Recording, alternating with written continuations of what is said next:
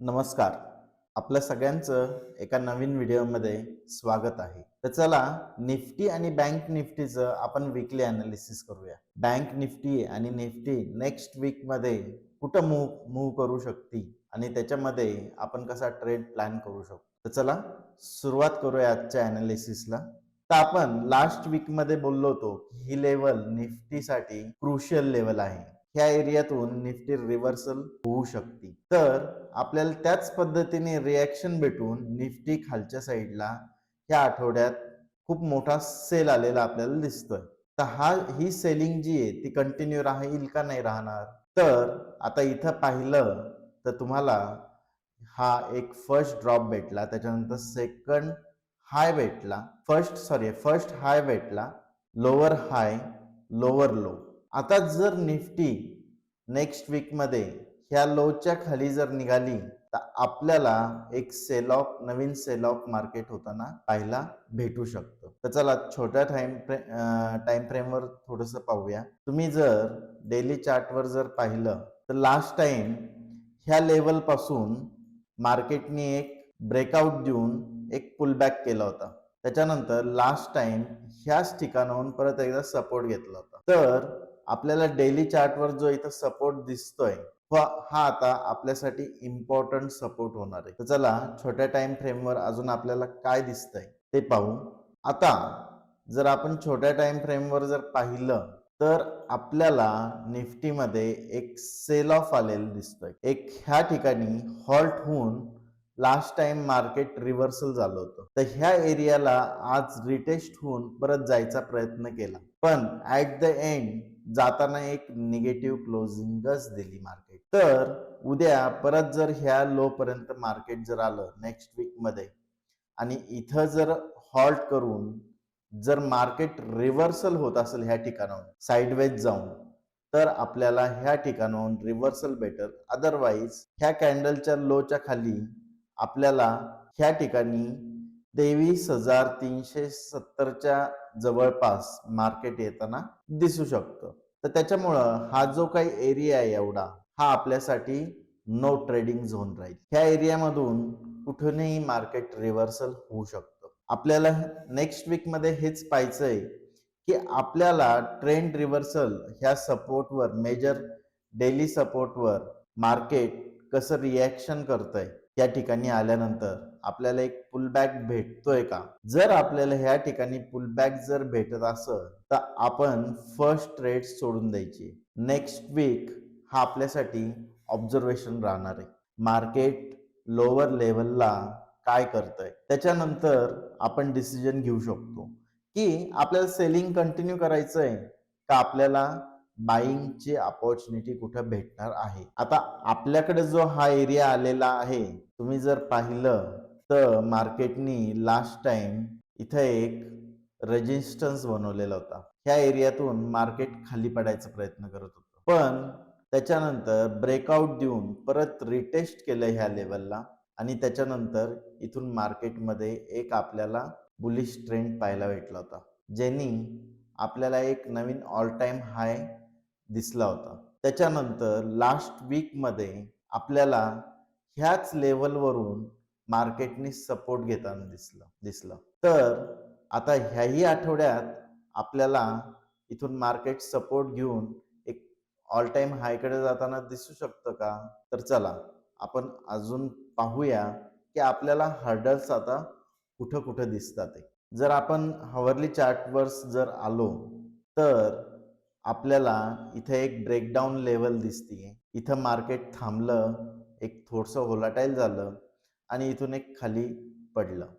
जर मार्केट इथून जर परत निघालं तर फर्स्ट लेवल आपली हर्डलची इथं 23,400च्या आसपास 900च्या आसपास राहील. 23,900 23,950 ही आपल्याला एक प्रॉफिट बुकिंग किंवा आपल्याला एक हर्डल लेवल इथं भेटलेली. तर आपला नेक्स्ट वीक मध्ये प्लॅन असा राहील की मार्केट आता ह्या लेवल पासून, कारण एवढा जो एरिया आहे हा एरिया आणि त्याच्या खाली लगेच दुसरा एक एरिया असल्यामुळं आपल्याला इथं एक जरा व्होलाटाईल मार्केट पाहायला भेटू शकतं. जर इथं व्होलाटिलिटी होऊन मार्केटनी ब्रेकआउट जर दिला, वरच्या साईडला जर ब्रेकआउट जर दिला, तर आपण नेक्स्ट वीक पासून फ्रायडे पर्यंत आपल्याला लक्षात येऊन जाईल की आठवडाभर मार्केट ह्या रेंजमध्ये काय करतंय. आयदर ही रेंज जर ब्रेक झाली तर आपल्याला रिटेस्टला भेटल्यानंतर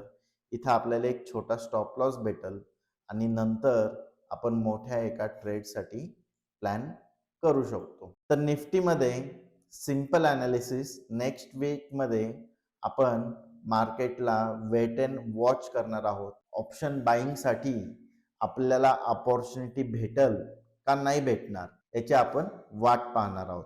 तसं डेली ॲनालिसिसवर मी तुम्हाला सांगलच, आपण हे वीकली ॲनालिसिस करतोय. त्याच्यामुळं नेक्स्ट वीक हा नो ट्रेडिंग वीक असणार आहे आपल्यासाठी. आयदर ह्या सपोर्टवरून मार्केट सपोर्ट जर घेत असेल तरीही इथं थोडंफार मंथली एक्सपायरीमुळं आपल्याला व्होलॅटिलिटी पाहायला भेटू शकते आणि फ्रायडेपर्यंत आपल्याला पूर्ण पिक्चर क्लिअर होईल की आपल्याला कोणत्या साईडला ट्रेडमध्ये अपॉर्च्युनिटी भेटू शकते. तर आपल्याला हा एरिया अवॉइड करायचा आहे आणि ट्रेडिंग न करणं हेच नेक्स्ट वीकमध्ये योग्य राहील. कारण आपल्याला वाटेल की मार्केट आता अजून खाली येत आहे, पण आपलं कॅपिटल आपल्याला वाचवणं गरजेचं आहे. आपण जर कॅपिटल वाचवलं तरच आपल्याला प्रॉफिट होणार आहे आणि जो भेटलेला प्रॉफिट आहे तो सिक्युअर राहणार आहे. कारण आपण जे मार्केटकडून पैसे घेतलेले, जे ॲनालिसिस वापरून किंवा जी काही ट्रेडिंग करून मेहनत करून ते पैसे आपल्याला परत एकदा मार्केटला द्यायचे नाही. आपला प्रॉफिट हा आपल्याला सेफ करायचा आहे. तर सेफ कसा होईल की आपल्याला जे चार्टवर दिसतंय की हा एरिया आपल्यासाठी डेंजर असू शकतो. तिथं आयदर तुमचे प्रीमियम डिके होतील, आयदर तुम्हाला लॉस मेकिंग ट्रेड दिसतील.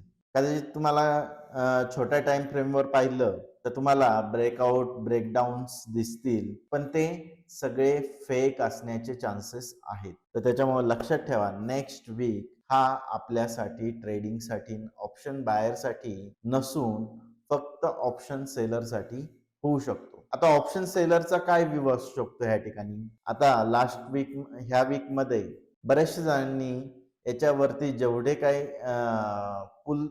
कॉल्स असतील ते शॉर्ट करून किंवा याच्या खालचे 23,300च्या खाली जेवढे काही पुट्स असतील हे सेल करून बसलेले असतील. जसं जसं मार्केट आता इथून पुढच्या आठवड्यात तुम्हाला एक स्लो मुवमेंट मार्केटमध्ये दिसेल, जेणेकरून मार्केट खाली जरी आलं तरीही खालच्या साईडचे प्रीमियम वाढणार नाही, उलट प्रीमियमची प्राइस कमी कमी होत जाईल. प्रीमियमची प्राइस कमी झाली म्हणजे ते ऑप्शन सेलरसाठी उपयोगी झाले. आपल्यासारख्या ऑप्शन बायरसाठी ते डिफिकल्टी क्रिएट करू शकतं. आणि त्याच्यानंतर ही मंथली एक्सपायरी झाल्यानंतर आपल्याला जेव्हा पिक्चर क्लिअर होईल मार्केटमध्ये की आपल्याला काय करायचं, नेक्स्ट वीकमध्ये आपल्याला कुठं ट्रेडिंग अपॉर्च्युनिटी भेटू शकते. इथून मार्केट रिव्हर्सल झालंय का मार्केटनी परत एकदा ब्रेकडाऊनचा प्रयत्न करत आहे. जर ब्रेकडाऊन होणार असेल तर आपल्याला ह्या वीकमध्ये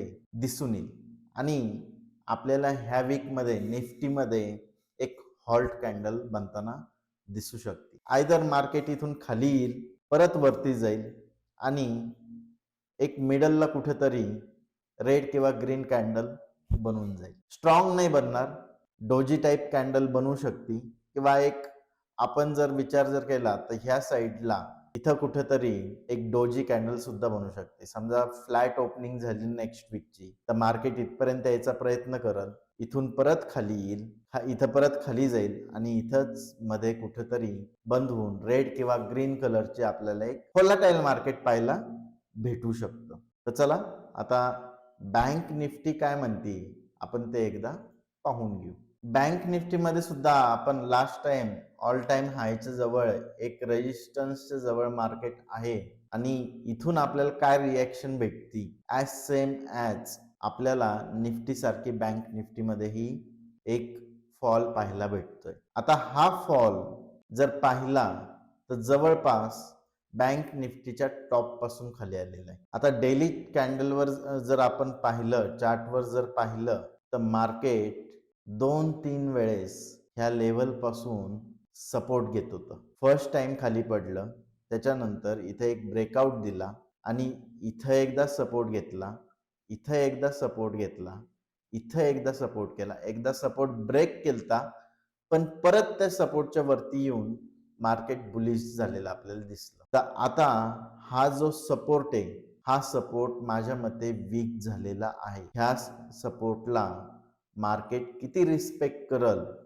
याची गॅरंटी राहिलेली नाही. आपण म्हणतो मल्टिपल टाइम टेस्ट झालाय सपोर्ट, पण मल्टिपल टाइम टेस्ट होताना त्याच्यामध्ये एकदा तुम्हाला सपोर्ट ब्रेक होताना सुद्धा दिसलेला आहे. तर त्याच्यामुळं आपण ह्या सपोर्टला ॲज अ स्ट्रॉंग सपोर्ट न मानता एक टेम्पररी सपोर्ट, की मार्केट ह्या लेवलला काय रिएक्शन करू शकतो. जर छोट्या टाइम फ्रेमवर जर आलं, हॉवरली चार्ट्सवर जर आलं, तर मार्केटमध्ये हा area last time gap up होऊन मार्केट याच्या वरती गेलता आणि हा गॅप अजूनपर्यंत फिल झालेला नाही आणि हा पूर्ण एरिया एकदा सेलरनी ब्रेकडाऊन करायचा प्रयत्न केलता, पण हा ब्रेकडाऊन न होता मार्केटनी इथून एक रिव्हर्सल घेतला. तर आता आपल्याला मेन सगळ्यात महत्वाचं बँक निफ्टीमध्ये हा जो पेंडिंग गॅप आहे, ही लेव्हल तर